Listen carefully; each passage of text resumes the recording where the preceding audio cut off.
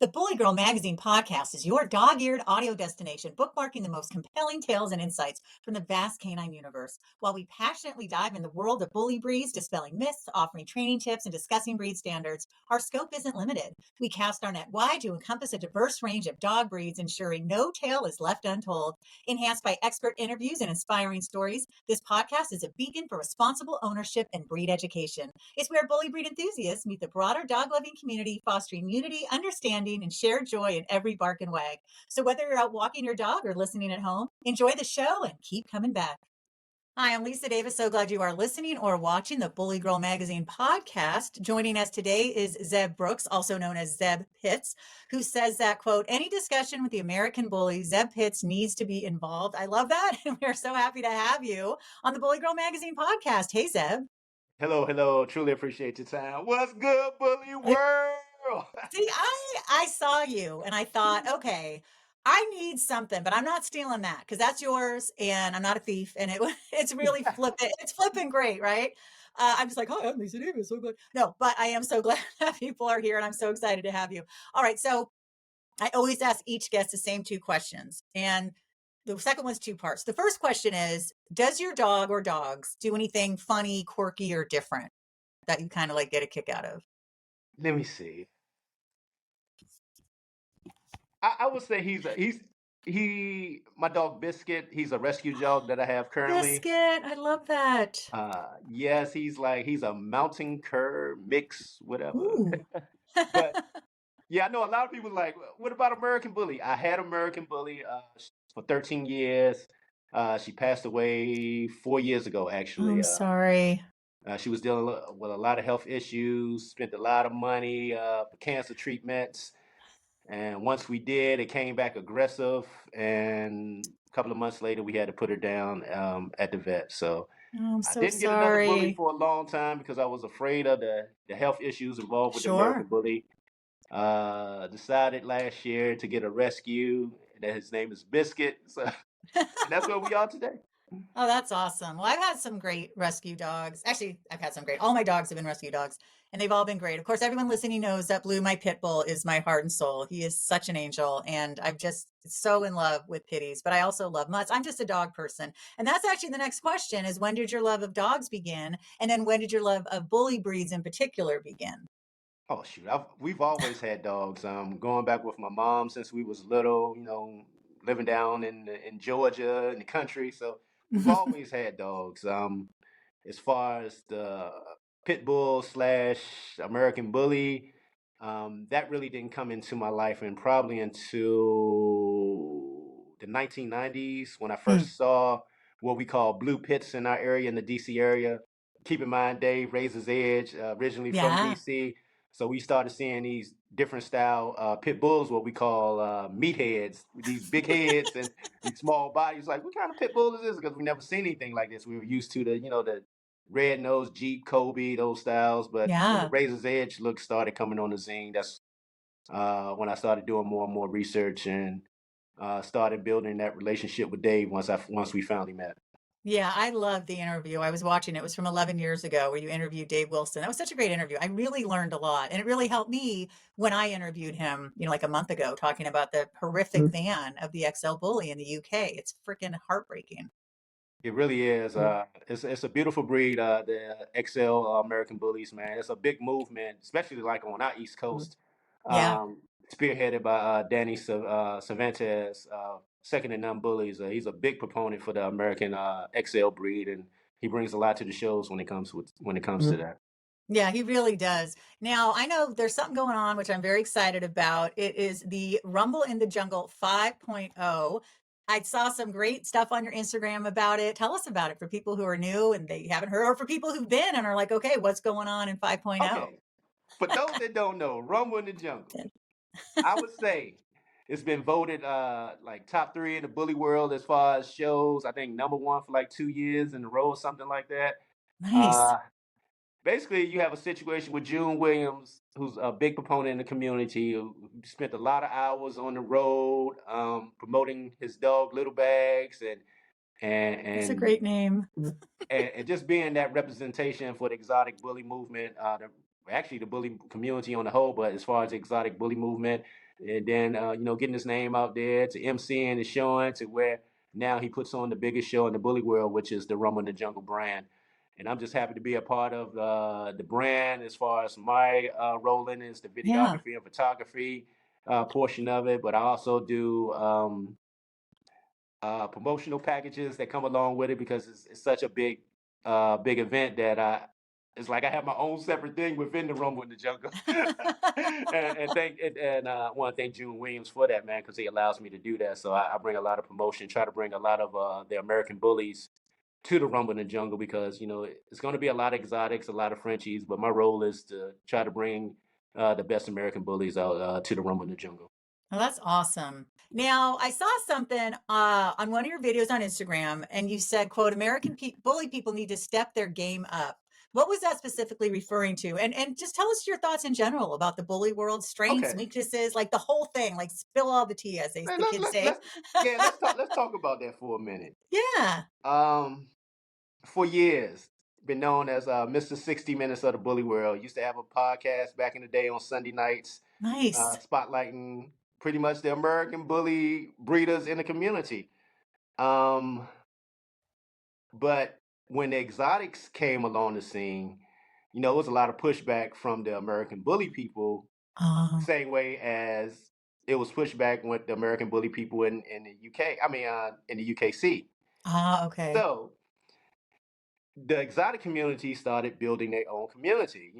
They started getting their own representatives of the breed, spokespeople of the breed, and what we have today, you got Quan Jackson, one of the biggest ambassadors for the exotic bully breed. You got uh, Mike Diego, the wave making himself big with the exotic scene. You got June Williams. Um, they support very heavy in the exotic community. They bring the ambassadors out to shows, but you hear a lot of complaints from the American bully people, like why this promotion for these type of style dogs or whatever. Mm. But you have to step up also as well. You have to put out uh like in a promotion style like they are as well. Oh, They're very okay. creative of how they come up with their marketing, who they want to bring out, who they say is this type of dog, who are the representatives of their breed. So the American bully people have to do the same. Now, is there some jealousy, or is it more No, about? no, I wouldn't say Oh, that. okay, that's good. So my thought is maybe it's about like the American bully looks this way, and now you got these exotics, and it's kind of different. And is it that at all? Like we got to stick to what the American bully is, or no? I'm just wondering if any of that like I think at this strikes point you. it's I think at this point it's two different lanes. You got the exotic Sure. world, you got the American bully world. Okay. And sometimes they come together, like for example the Rumble in the Jungle. Oh, nice. Yeah, so you saw a lot of bad exotics, a lot of bad American bullies. Oh. Prime example, Champion Herbo, out of the Midwest. You got Boulder, Grand Champion Boulder down there with Matt Martin that was out at the show. You got Little Baby, Champion Little Baby with the Big D Bully Camp. So there were some Hmm. amazing looking American bullies down there at the Rumble in the Jungle, and that's my expectation to bring the best of the American bullies, if possible, down to the Rumble in the Jungle. That's awesome. Now let's talk about the Frenchies. They're now the number one dog in America. They've pushed aside the lab. What's going on with Frenchies? What's the attitude? Is there attitude from other breeders about them? Or is it like, hey, they're all bully breeds? As far as I'm concerned, when it comes to the Frenchie world, they do their own thing at this Oh, point. okay. They don't rely on anybody. They having all Frenchie shows at this point right now. Oh, wow. The Frenchie Okay. Bowl, the all Frenchie shows. Oh, So they not trying to fit in with anyone. They either gonna do their own thing or you gonna invite them out to be a part of your show because they bring so much to the table. right. Now, what is your favorite, like, of all the different bully breeds? It's the American Bully all day. I always say Yeah. that. Yeah. For But me, it used I to get a be lot pit of love. bull. Yeah. Go I get a ahead. lot of love from the exotic community. You're They like, bring me out to shows, everything, man. So I got a lot of love for the exotic community, man. I've been a part of it. For a lot of people that might not know, I've been a part of it since day one. that's And I used to awesome. take a lot of heat back in the day for covering them. So a lot of Really? people might not know that I was probably one of the first, as far as media side, to cover the exotics. Yeah, that is interesting. I'm a big pit bull fan, but since doing the show, now I definitely want American Bully. Do you prefer like XL, standard? I mean, which size do you like the best? I actually like them all, to be honest with you. Yeah, Um, but now I don't even want to say I have a preference because I might see an XL, like, man, I would really love that XL. Or I might see that standard. I right, love that standard. I love that pocket. So I right. can't just say I have a specific style that I like because there's certain ones that I really like. I'm like, okay, I really would love to get one of those if I was Yeah. into that. Yeah. Yeah, it's funny because my husband and I will be flipping through Bully Girl magazine, and I'm like, I definitely would want that one. Wait, no, I definitely want that one. No, wait, I definitely want that one. Although I tend to go more towards the bigger American XL bullies more than the exotics. I mean, I think they're really cool looking, but it's, again, it's just personal preference. Now, I'd love to know, what do you think are qualities of a responsible breeder? Because here on the show, we talk to ethical and responsible breeders, and I really found so much admiration for these people who are really caring for these dogs. Yes, that's a great point there. Because remember, I just go back to what I originally said. 4 years ago, I lost my American Bully, Yeah, and with a lot of health issues. So I was afraid because of the different health issues involved with the American Bully breed. So right. for these last 4 years, I just really asked a lot of questions just to study what's going on, and then you have to think about the gene pool also as well. For a while, exotic if they had the exotic tag, like the Miyagi blood in them, there were Mhm. certain bloods that weren't allowed into the gene pool of a certain registry. But then Oh, once you introduce that into the gene pool, you're going to introduce those health issues also as well into that gene pool. So right, you have to take the good and the bad with that. So you just have to find a breeder who's not breeding like that on a regular basis, right. one who's health testing. Yes. You're not gonna find a lot on the health test. I'm gonna be honest with you right there. Mm. A lot will not. We talk about that a lot, but for some reason, Really? I don't know the reasoning behind that. Oh, But you would think so with issues that we deal with our breed, with the heart murmurs, hip dysplasias, right. joint issues, Oh, allergy the issues, like allergies, you see yes. with the different food. So that was another thing, talking with different dog food companies, asking them, what's your number one ingredient? What's your first ingredient? Because if I go on the back of it to see like water, I was like, what's going on here? And then you can't explain it. So Right. Chicken like powder. like some of the things you see going on with a certain food brand right now.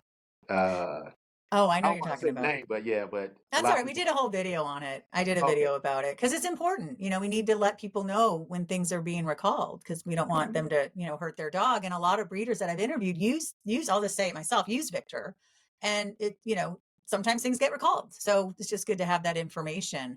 Now, when you had your bully, what did you feed? Was it a him or a her? I apologize if I Her. said her. What did you Well, feed her? actually, And what? I had a boy also as well. He Oh, Notorious One got a grandson, but he passed away earlier than expected because during the oh, time I was selling my house, he was down in Georgia and he had got a infection and hmm. it just never healed. So that was a bad experience with I'm that. so But sorry. yeah, Oh my goodness. And what was the girl's name?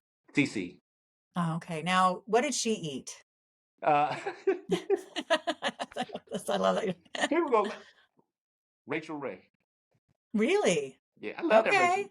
Yeah, It's she so makes good different. People stuff. be like Rachel Ray, but I just like the ingredients. I haven't had no itching, none of that. Really? Yeah, Oh, maybe I should look into that. Everybody who listens knows Blue eats ground turkey, cooked acorn squash, and because peas. And he does pretty well. But this morning, he's still chewing his paws. He still has ear infections. Like nothing's been magic, but it's been better than any of the kibble that I could find.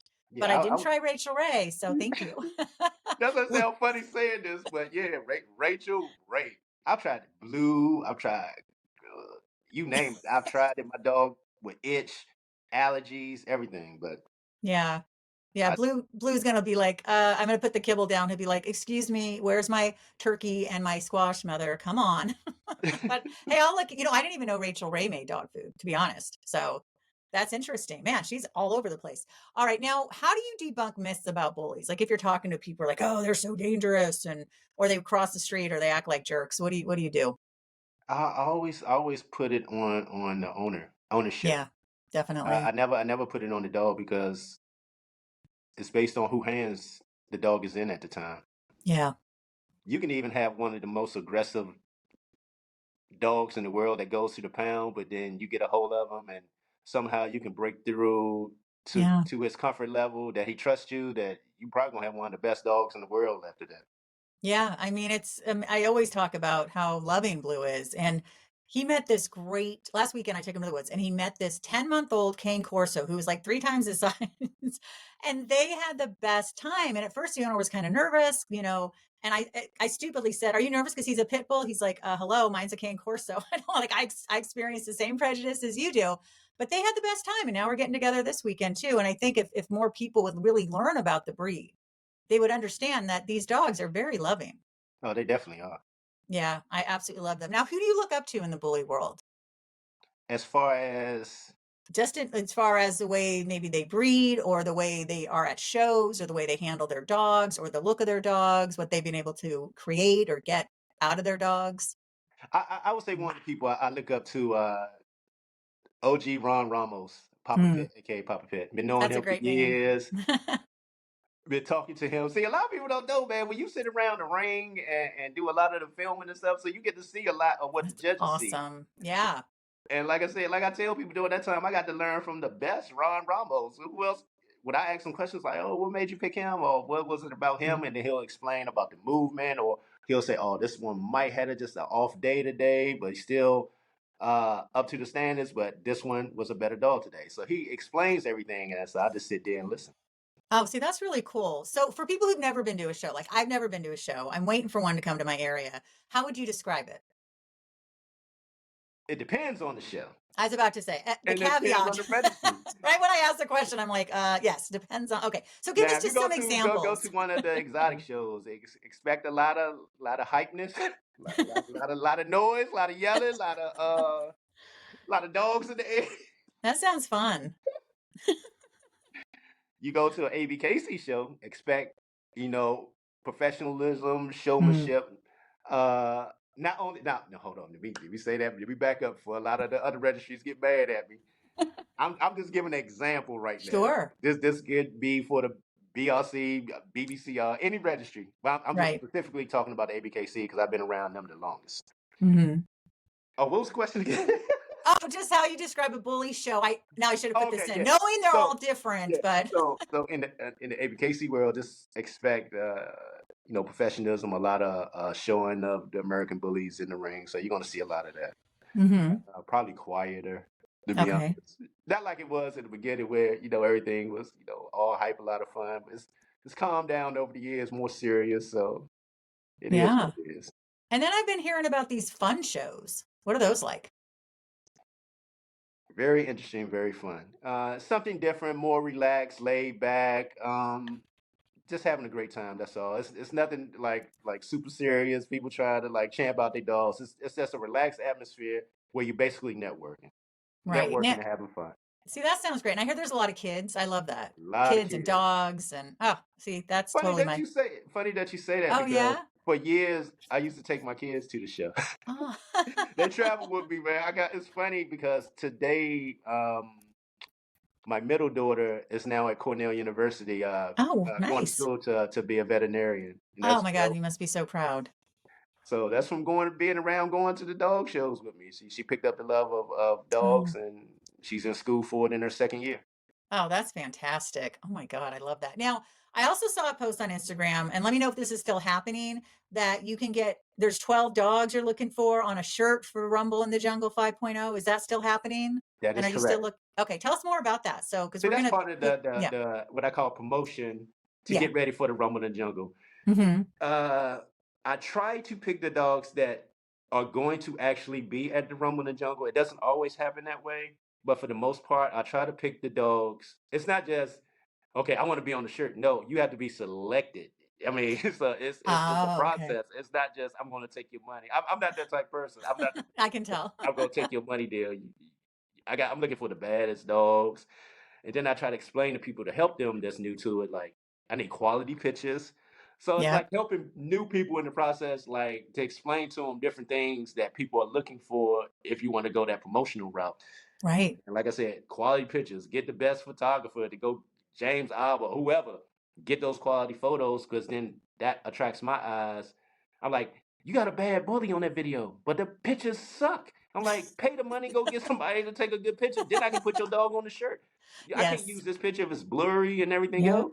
You're so right. Yeah, So absolutely. little things like that, you try to help the Mm. newbies in the game, or even Yeah. old heads in the game as well. Old heads. Now, what do you hope the bully breed community will look like in 10 years?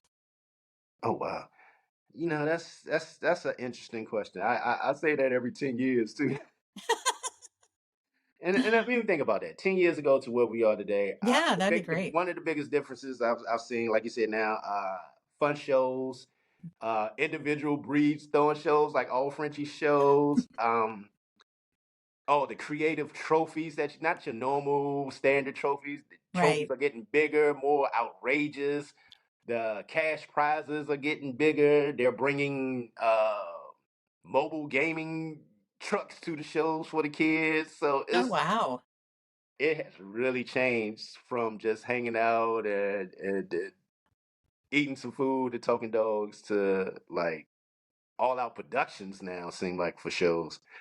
And it's probably more pressure on show hosts if they go to a show to try to make it as big as that person's show, but Yeah. it's not always about that. You just stay in your lane and make it the Mhm. best show that you can make at your affordable price. And trust me, it will work. I've been to some small shows that I really love.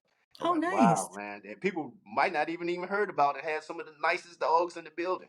Oh, wow. See, that's Yeah. good to keep in mind. Do you miss the way? I mean, I love the way you talked about like there's dogs, there's food. I thought that sounds pretty good. Or do you like a blend of what's going on now and what was going on 10 years ago? It was I'm gonna sound like an old head right now. It was I guess because it was new in the beginning. It was fun, man. It was a lot of fun out there. Yeah, I hear Then that. like things getting a little I guess for me more serious now. Let me think about that. Because like the Rum in the Jungle, I have a great time. That's one of the shows. Beast of the East that I was just recently at. Great time. Oh, cool. Shows in North Carolina with One Big Dog Show franchise. Buchella in Delaware. That's a great one. That's get a chance to go to that one. A lot of great food, a lot of great dogs. Buchella. That's going to be in Delaware, next door to the casinos. Oh, okay. The No, that sounds Harrison fun. Casinos in Delaware. So that's another good one. That sounds awesome. So So do you, so, oh, sorry, go ahead. oh no. Basically, what I was gonna say is this. Yeah, it's still great times out there at the show. Whether it's from the beginning to now, I still say dogs looking great and Yeah. look like things are progressively moving forward with the American Bully. Now, people listening might think like this is all you do, but you do a lot of other stuff. You Oh have a wow. right. And what are some of the things you like Yes. to do aside from dogs, in addition to like your career? Well, actually, my career, I'm a career mortician, Yeah, so licensed interesting. embalmer in 3 states, DC, Maryland, Virginia, crematory license also as well. So, Wow. yeah, specialized in restorative art from gunshots, car accidents. So I do that also as Oh, well. wow. Yeah, I've been doing that, oh man, it's 32 years now. Like, okay, first of all, I thought you were like 32, so I'm thinking, okay, wait a second, you got this Now I'm toddler going around. 52-year-old grandfather. Oh my gosh, you look amazing. That's Appreciate it. incredible. What drew you to this field? The The mortuary, mortuary yeah, science. yeah. Third generation embalmer. My father was a mortician also as well. Oh, so you grew up around it. I grew. Yes, this the crazy part about it. He passed away when I was young, Oh, I'm when I sorry. was 9 years old. But I Mm. still had the passion and the love in the field, so I've been doing it ever since. Wow. And it sounds like you got a lot going on, but do you have time for other hobbies? Are there other things you like to do as well? Well, let me see. Not only do I do that full time, then I also cover sports. I Oh, have nice. my brand On the Ropes Boxing. I happen to cover one of the biggest boxers in the sport of boxing, Javante Tank Davis out of Baltimore, Maryland. A lot of the up and coming young fighters from Mayweather Promotions.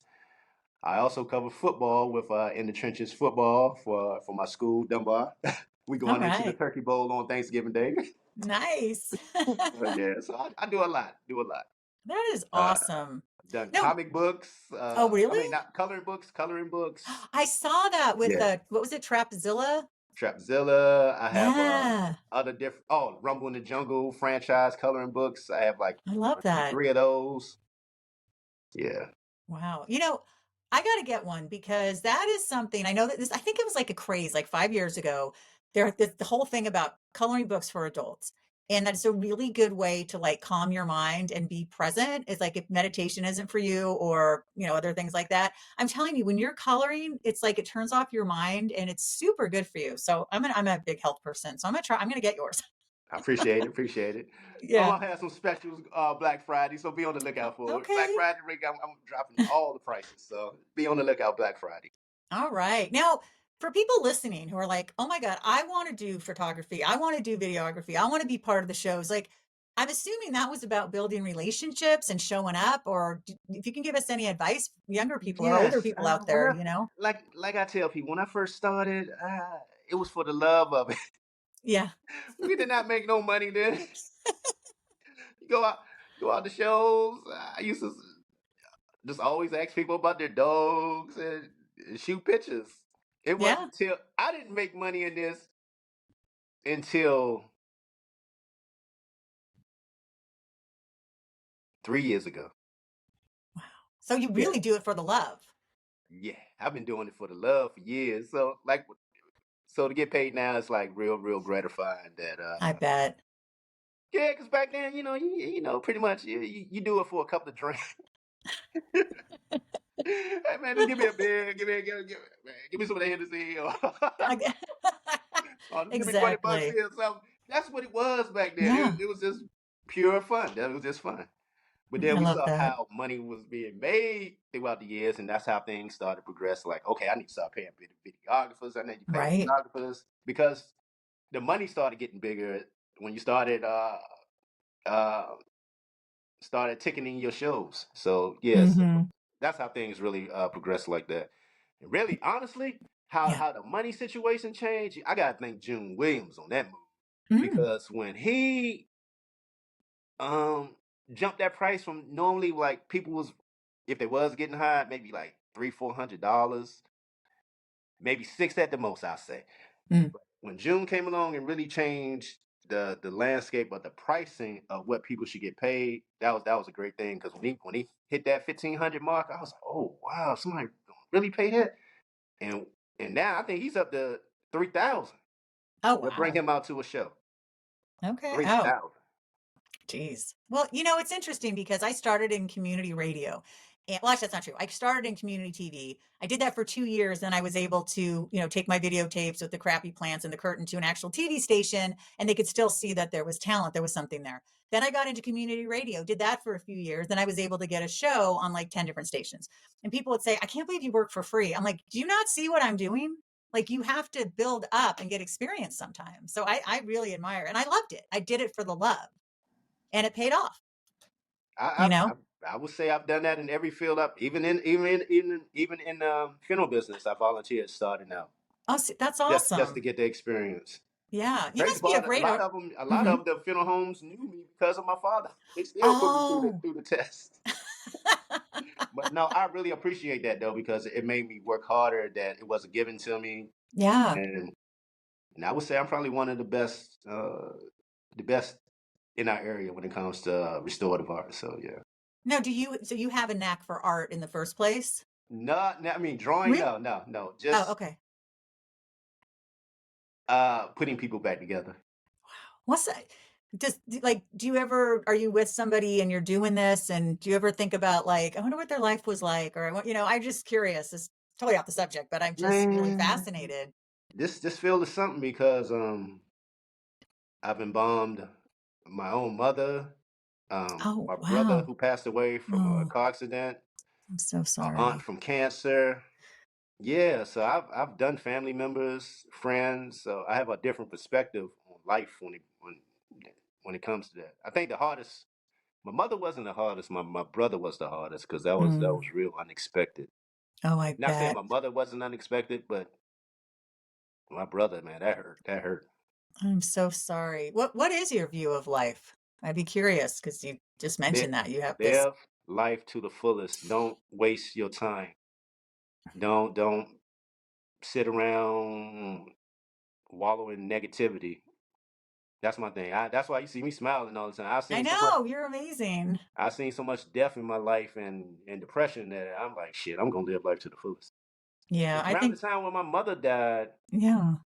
4 years ago, that was really, I would say, she died of what they call COVID before they actually called it COVID, because Oh. in February they started announcing that in that following year, because she passed in November. That following year, they started talking about the COVID stuff, and I started going back thinking about her symptoms. I was like, oh yeah, that was right, COVID. Yeah. Oh my God. I'm The really crazy part, sorry. the crazy part during that time was when she passed, my granddaughter was born at the same time, so it was like a lot of Oh. mixed emotions. Yeah, that is really hard. My mom just had her 28-year death anniversary, and it's still hard, you know. It's and then so my mom died, and then 6 months later, my beloved grandpa died. And when you have like two most important people in your life gone in a 6 month, less than a year, it's really it's hard, and grief is hard. But I think just dealing with it and feeling it and going through it is absolutely the best way. How do you deal with like the people who you see every day who are crying and grieving and that must be heavy. I, I, I see. I'm not on that side Oh, dealing with that's the right. Okay. families. Oh, I deal with their with the loved ones. I Uh, see. Okay. yeah, yeah. Yeah. I used to be on that side. I didn't like that side. That side seems really like I would just take it all in and take it home and be like, ugh. Yeah, you can. You can. Yeah. Definitely can. Well, you're doing something so nice because when the people get to see, especially, with open caskets and stuff, and they see their loved one looking so incredible, I bet that means so much. Yeah, that's real. That's real satisfying and gratifying. That's why I would never leave this field. I'll be doing this till I die. Oh, well, you're amazing. Was there anything we didn't touch on today, Zeb, that you were hoping we would talk about? Because it's been such a great conversation. I could talk to you forever. No, I really enjoyed this interview. I want to give a huge shout out to the Bar Bully Girl magazine. Been Woohoo! doing this thing for years. I was in the magazine many, many years ago. Yeah. So I just want to give them a huge shout out, man. Good people. Oh, yeah. I love LeVar. And how do we find you on social media? Tell us all the ways we can Okay. keep On up with social you. media, start out first with the Zaya Brooks Multimedia. You can find that on YouTube. You'll find all my videos, dog videos, sports videos, uh, life videos, you name it there. Also the same as well on Instagram, Zaya Brooks Multimedia. Pretty much everything is under Zaya Brooks Multimedia on Instagram, YouTube, everything. But then I have individual pages for the different brands like the Bully Talk Zeb Pitch, the In the Mhm. Trenches Football, and On the Ropes Boxing. All right. Well, this has been a thrill because I've been watching you and I love your stuff. And I'm so happy that you came on. Now, everybody, make sure to subscribe to Bully Girl Magazine and download the Bully Girl mobile app available in the Apple and Google Play stores. Also, be sure to follow at Bully Girl Mag. And you can follow me if you want to see pictures of my beautiful pit bull Blue and my lab Benji. Poor Benji. It's like, my lab Benji. Uh, just go to, he's loved. Just go to lisadavismph.com. Keep coming back, rate, review, subscribe, and tell all your friends and family about how much you love Bully Girl Magazine and Bully Girl Magazine podcast. Thanks so much. I truly appreciate it, man. I got to say, I truly enjoyed this interview. One of my best. Thank Woohoo! you. Oh my God.